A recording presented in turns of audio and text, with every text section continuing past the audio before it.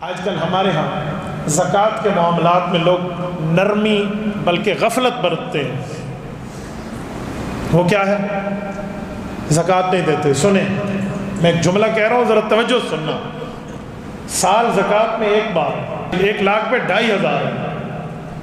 میں مثال دے رہا ہوں، آج 16 اکتوبر ہے، آپ اس کو 16 ربیع الاول سمجھ لیں کیونکہ اسلامی سال ہوتا ہے نا۔ اگلے سال اس تاریخ تک یہ میرے اوپر اگر زکوٰۃ آج سے فرض ہے تو آج کے دن میں 1 لاکھ کا مالک ہوں، درمیان میں میرے پاس 1 کروڑ آیا اور گیا، لیکن جس دن زکوٰۃ ادا کرنے کا دن آ گیا اس دن میں صرف 1 لاکھ کا مالک ہوں تو میں 2,500 دوں گا بس۔ درمیان میں جتنی کروڑوں کی ٹرانزیکشن ہوئی ہے اس کا کوئی حساب نہیں ہے۔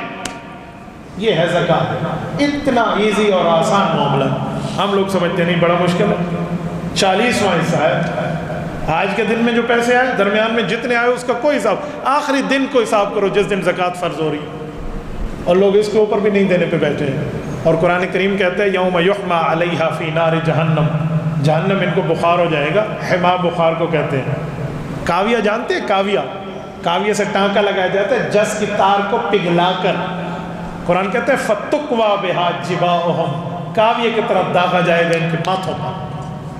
فَتُقْوَى بِهَا جِبَاؤُهُمْ وَجُنُوبُهُمْ وَظُهُورُهُمْ، ان کی سائڈ، ان کی بیک، ان کی کمر پہ داغا جائے گا۔ کہیں گے اللہ ہمیں کاویہ کیوں جلا رہا؟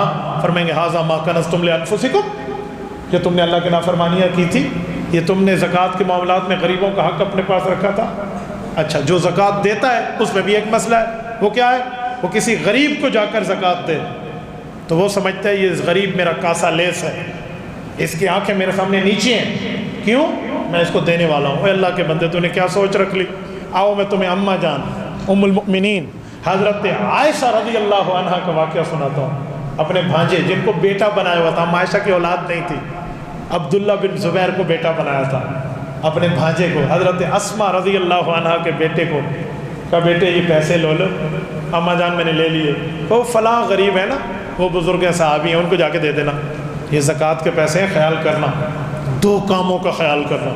کام کون کون سے؟ کا نمبر 1، بائی ہینڈ نہ دینا، جا کے یہ لو زکوٰۃ ہے، ان کے جا کر سرانے کے ساتھ رکھ لینا، جہاں بیٹھے ہوں ادھر ادھر ساتھ رکھ لینا تاکہ انہیں احساس ہو کچھ دیا ہے، واضح نہ کہنا کہ ٹھیک۔ کہ دوسرا کہ یہ نہ کہنا عائشہ نے پیسے دیے ہیں، دعا کرو ہمیں اللہ خوش رکھے، یہ بھی نہ کہنا۔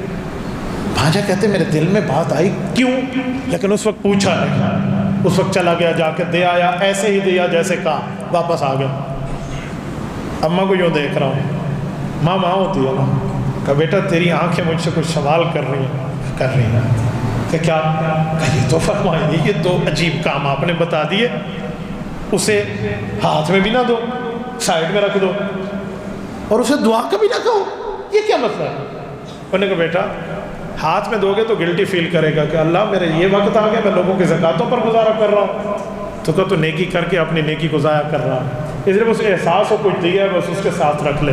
وہ کہنا یہ آپ کا ہے، آپ کا ہدیہ ہے، تحفہ ہے، گفٹ ہے، کچھ بھی کہہ دے۔